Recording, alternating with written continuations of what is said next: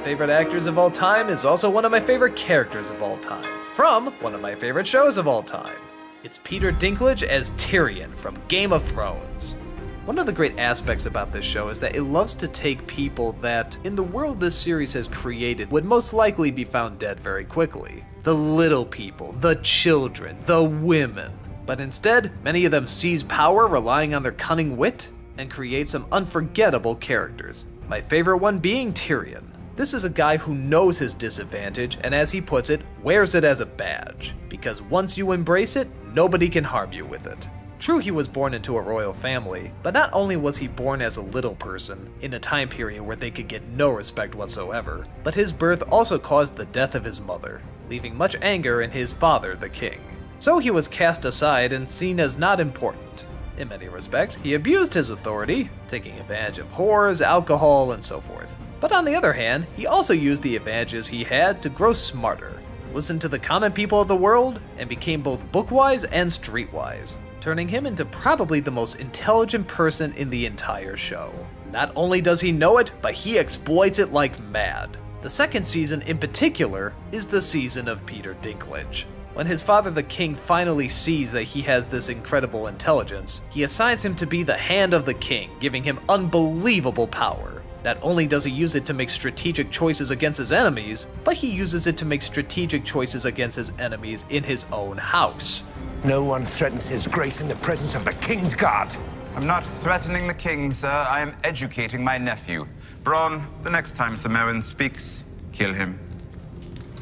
That was a threat. See the difference? Anyone he doesn't trust, their ass is grass. Anyone doing wrong in the world, they're gone. He would lie, manipulate, and cheat, all for the purpose of ironically returning some honor and dignity to a very corrupt kingdom. And he just owns it. And I'm not gonna lie, even though the character is written wonderfully, so much of it does just come from the performance. Peter Dinklage is just unbe-fucking-lievable. All the actors in Game of Thrones are.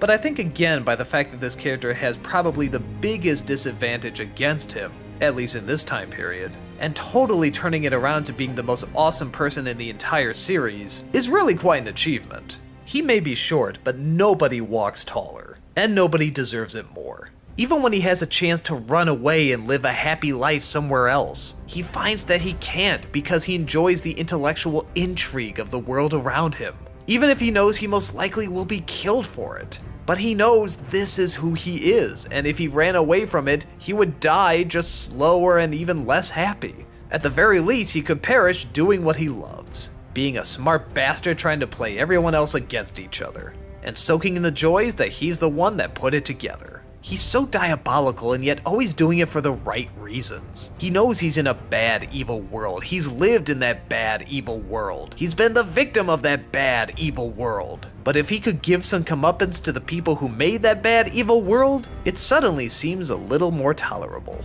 The series is not even over yet, and I just adore this guy. I haven't read the books, I don't know where it's gonna go, and I want to continue to be surprised. He's the best part of the best show.